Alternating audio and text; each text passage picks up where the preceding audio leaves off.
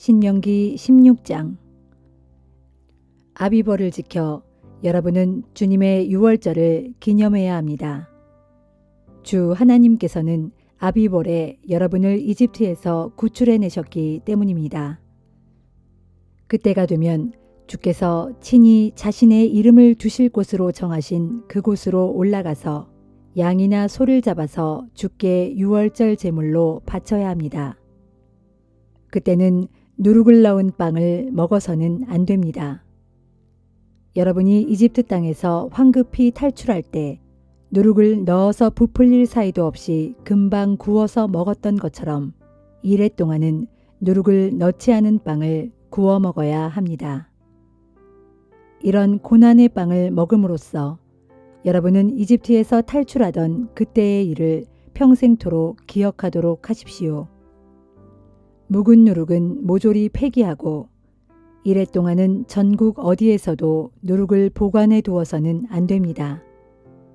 또 유월절 첫날 저녁에 잡은 제물의 고기는 다음날 아침까지 남겨두면 안 됩니다.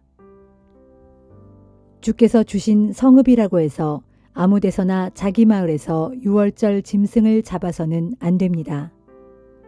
반드시 주께서 성소로 지정하신 그곳으로 올라가서 여러분이 이집트를 떠났던 바로 그 시각, 곧 초저녁 해질 무렵에 잡도록 하십시오. 여러분은 주의 성소에서 그 고기를 요리해서 먹고 다음날 아침에는 여러분의 장막으로 돌아가십시오. 엿새 동안은 누룩을 넣지 않은 빵을 먹고 일회째 되는 날에 다시 성소에 모여 거룩한 모임을 가지도록 하십시오. 그날에는 어떤 일도 해서는 안 됩니다. 곡식을 추수하기 시작한 때로부터 7주를 계산하여 여러분은 주 하나님 앞에서 77절의 절기를 지키십시오. 여러분의 하나님께서 여러분의 논밭에 복을 내려주셔서 1년 동안 수고하여 거둔 것인 만큼 자발적으로 감사 예물을 바치도록 하십시오. 여러분의 자녀들과 남녀 종들, 여러분의 마을에서 함께 사는 레위인들, 외국인들, 고아와 과부들까지 모두 함께 주께서 성소로 지정하실 그곳으로 올라가서 잔치를 즐기도록 하십시오. 이집트에서 종살이하던 시절을 기억하고 이 규정들을 잘 지켜 그대로 실천하도록 하십시오. 여러분은 타작마당에서 곡식을 타작하여 거두어들이고 또 포도주 틀에서 포도즙을 짜서 저장한 후에 일주일 동안 초막절을 지키도록 하십시오.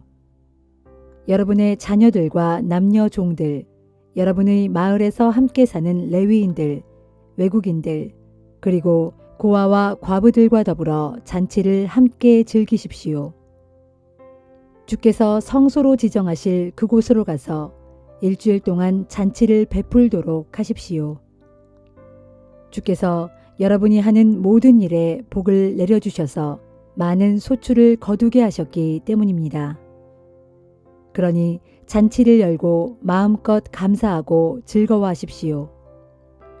이스라엘의 모든 남자들은 1년에 3번씩 주께서 성소로 지정하실 그곳으로 올라가서 주님의 얼굴을 뵈어야 합니다. 곧 유월절과 77절과 초막절에는 반드시 성소로 올라가서 주님을 뵈어야 합니다. 하지만 빈손으로 올라가서는 안 됩니다. 하나님께서 주신 복에 따라 많든 적든 주께 예물을 가지고 가십시오. 주께서 주시는 땅에 들어가면 성읍마다 지파별로 재판관과 감독관들을 두어서 그들로 하여금 공정한 재판을 하게 하십시오. 여러분은 법을 왜곡시켜서는 안 됩니다. 편파적으로 재판을 해서도 안 됩니다. 뇌물을 받으면 지혜로운 사람도 판단력이 흐려지고 의로운 사람도 바른 말을 하지 못합니다. 그러니 뇌물을 받아서는 안 됩니다. 오직 정의만을 따라야 합니다. 그러면 여러분은 틀림없이 살아남아서 주께서 주시는 땅을 차지할 수 있을 것입니다. 여러분이 주를 위하여 쌓는 제단 곁에는 아세라 목상을 세워두면 안 됩니다. 또 하나님께서 미워하시는 석상도 세워서는 안 됩니다.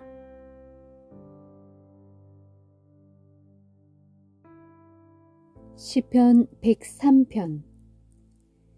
내 영혼아 주를 찬양하여라. 내 속에 있는 모든 것들아 주님의 거룩하신 이름을 찬양하여라. 내 영혼아 주를 찬양하고 주께서 베푸신 모든 은혜를 정녕 잊지 말아라. 주께서는 내가 지은 모든 죄를 용서하시고 내가 앓는 모든 질병을 고쳐주시며 내 생명을 파멸의 구덩이에서 건져주시고 사랑과 자비로 내게 관을 씌워주시며 온갖 좋은 것들로 내 마음을 흡족히 채워주시고 내 젊은 날을 새롭게 하여 독수리처럼 용솟음치게 해주신다. 진실로 주께서는 억압당하는 모든 사람들을 위해 공의로운 심판을 베푸시는 분이시니 주께서는 모세에게 주님의 길을 알려주셨고 이스라엘 백성들에게 주님의 행적들을 보여주셨다. 주께서는 자비롭고 은혜로우시며 노하기를 더디하시고 사랑이 풍성하신 분이시다. 죄를 꾸짖으시되 두고두고 꾸짖지 아니하시며 진노하는 마음을 오랫도록 품지 않으신다. 우리가 죄를 지어도 그 죄값에 따라 고스란히 처벌하지 않으시고 또한 우리의 허물을 그대로 되갚지도 않으신다. 하늘이 땅에서 높디 높은 것처럼 주를 경외하는 사람에게 주님의 사랑도 그지없이 높고 크시다. 동력이 선역에서 한없이 멀듯이 주께서는 우리의 죄악과 허물을 우리에게서 그처럼 멀리 옮겨주신다. 부모가 자녀를 가엾게 여겨 따뜻이 감싸주듯이 주께서도 주를 경외하는 자들을 가엾게 여겨 포근히 감싸주신다. 그것은 주께서 우리가 어떻게 지어졌는지 우리의 체질을 다 아시기에 우리가 단지 흙에 불과할 뿐임을 기억하시기 때문이다. 진실로 우리네 인생은 그 나날들이 풀과 같고 그 영화가 피고 지는 들꽃과 같아서 바람이 한번 불고 지나가면 곧 시들어 그 피어난 흔적조차 찾을 수 없도다. 그러나 주를 경외하는 사람들에게는 주의 크신 사랑이 영원에서 영원까지 이르고 주의 의로우심이 대대손손 자자손손까지 이를 것이니 곧 주의 언약을 지키고 주의 법도를 기억하여 순종하는 사람들에게 영원토록 이르리라.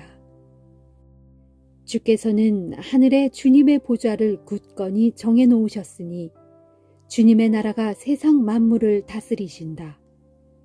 주님의 모든 천사들아 곧 주께서 하시는 말씀을 듣고 그 음성대로 따르는 너희 힘있는 자들아 다 함께 주 하나님을 찬양하여라. 너희 주님의 모든 천상의 군대들아 주님의 기쁘신 뜻을 이루는 주의 모든 종들아 다 함께 주 하나님을 찬양하여라. 주님께 지음받은 너희 모든 피조물들아 주님께서 다스리시는 곳에 있는 모든 자들아 다 함께 주 하나님을 찬양하여라. 오 내 영혼아 주를 찬양하여라.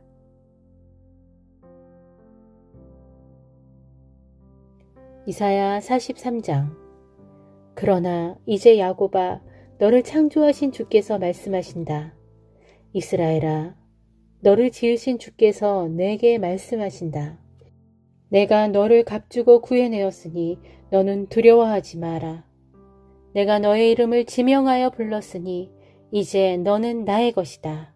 네가 물 가운데로 지나갈 때에도 내가 너와 함께 하겠고 네가 강을 건널 때에도 강물이 너를 휩쓸어 가지 못하도록 지켜주겠다. 네가 불 속으로 걸어가더라도 네가 불에 타지 않도록 불꽃이 너를 조금도 태우지 못하도록 내가 보살펴 주겠다. 나는 주, 곧 내 하나님이기 때문이다. 이스라엘의 거룩한 자요, 내 구원자이기 때문이다. 내가 너를 이집트의 노예 상태에서 해방시키려고 네 몸값으로 이집트를 대신 지불했고 너를 자유롭게 하려고 구스와 스바를 대신 지불하였노라.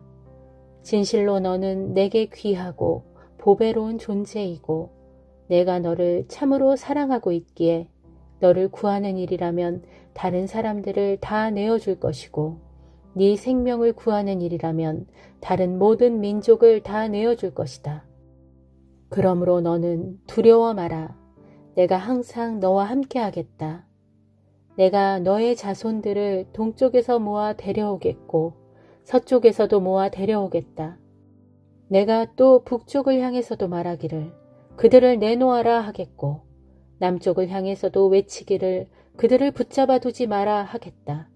아무리 먼 곳일지라도 내가 나의 아들들을 다 데려올 것이고 세상 끝에서라도 내가 나의 딸들을 하나도 빠짐없이 다 데려오겠다.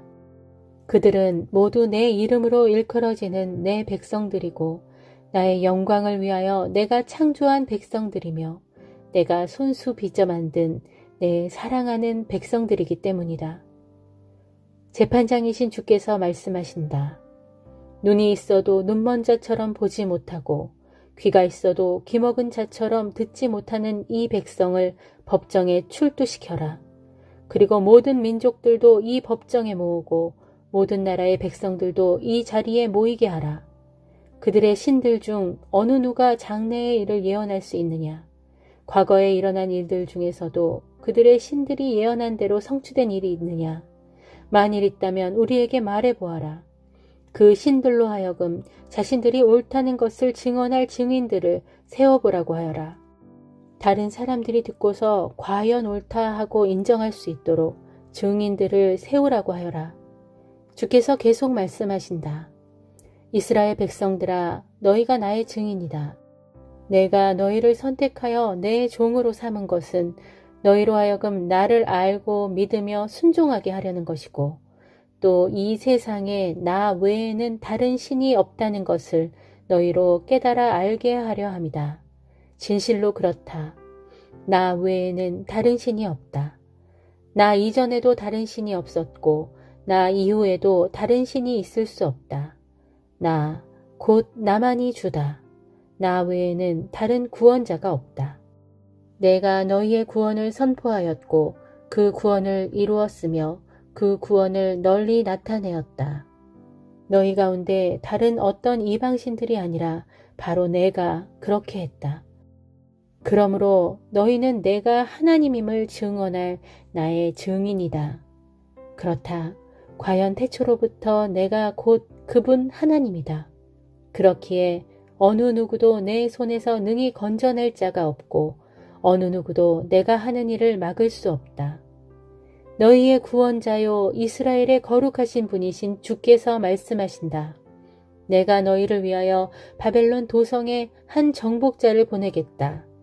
그러면 그 도성에 살고 있던 갈대아 사람들이 자기들의 자랑거리였던 배를 잡아타고 허겁지겁 도망치기에 바쁠 것이다.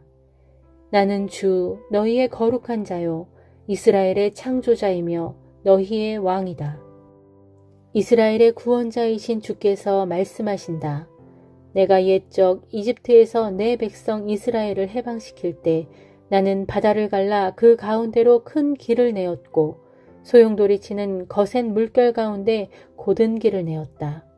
내 백성이 다 건넌 후 나는 내 백성 이스라엘을 추격하던 이집트의 전차와 말들과 군대와 용사들을 그 바다 한가운데로 끌어들여 송두리째 엎어버렸다.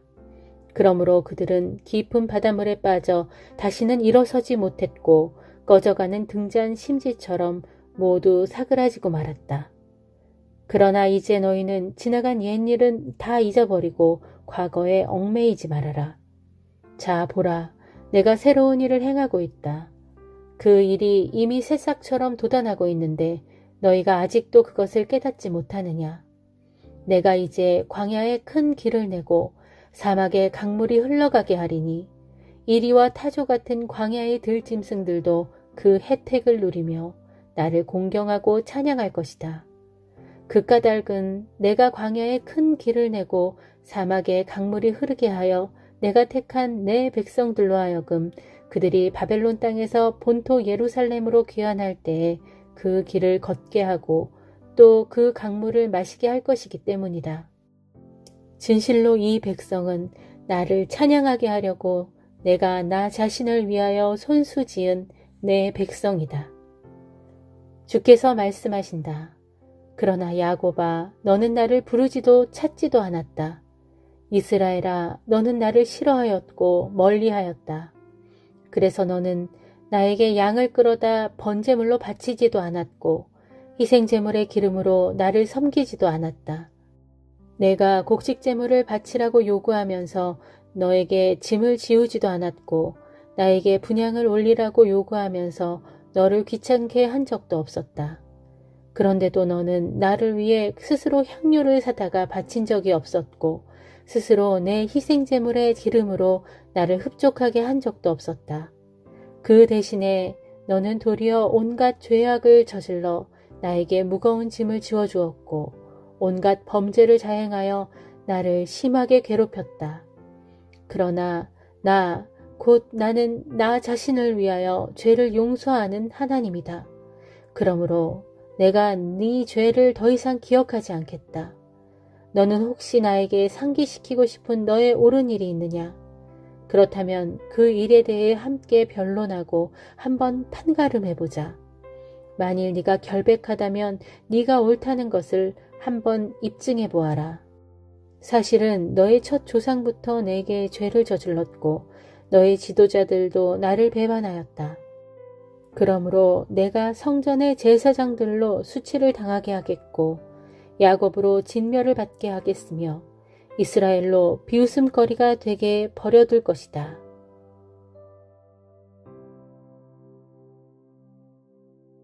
요한계시록 13장. 그때 나는 바다에서 짐승 한 마리가 올라오는 것을 보았습니다. 그 짐승은 10개의 뿔과 7개의 머리를 갖고 있었는데 10개의 뿔마다 각기 왕관을 쓰고 있고 7개의 머리마다 각기 하나님을 모독하는 이름들이 붙어 있었습니다.